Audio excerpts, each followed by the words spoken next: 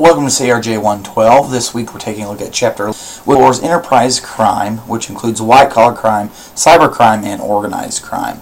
Now, enterprise crime, involves illicit entrepreneurship and commerce, and criminals involved in this make use of illegal tactics to amass profit in the marketplace. So enterprise crimes can involve the violation of law in the course of what would otherwise be a legitimate occupation, as well as the sale and distribution of illegal commodities. So we look at white-collar crime, which includes illegal activities of people and institutions whose acknowledged purpose is profit through legitimate business transactions. We have cybercrime, where people use modern technology for criminal purposes. And then we have organized crime, which involves illegal activities of people and organizations whose acknowledged purpose is profit through an illegitimate business enterprise. Now, these are all linked because they involve entrepreneurship and they often overlap in certain areas.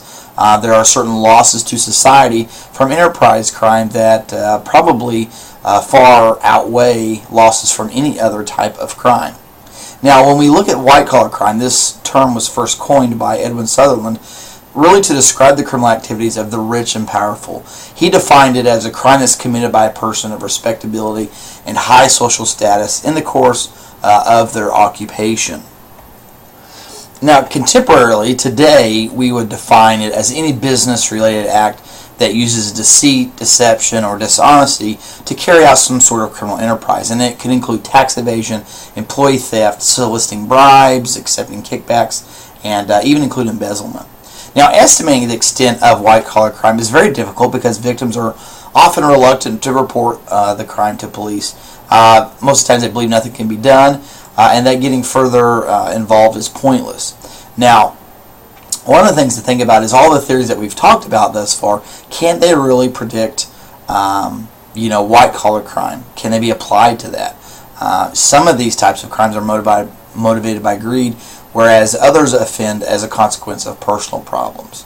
Now, some theories that are used to explain white-collar crime include the rationalization or neutralization view, also the corporate culture view, and the self-control view.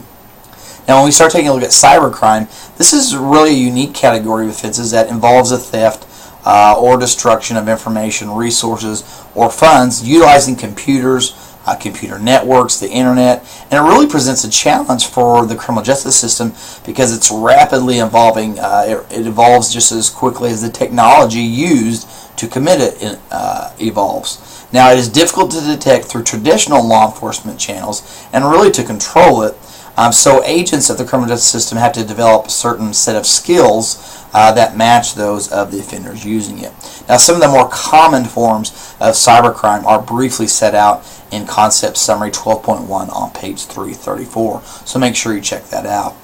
Now, as we close with the last category here covered by the chapter, organized crime involves this ongoing criminal enterprise groups that their ultimate purpose is personal economic gain through some sort of illegitimate means. And it's a structured enterprise system that's really set up to continuously supply consumers with merchandise and services that have been banned or outlawed by the criminal law. But there still is a market that exists for that. So we include things such as prostitution, pornography, gambling, drugs, stolen goods, and other such similar items. So that's it for this chapter. Now, next time we'll take a look at chapter 13, which explores public order crimes and includes crimes of a sexual nature, such as prostitution, pornography, and deviant sex acts, as well as the abuse of alcohol and drugs.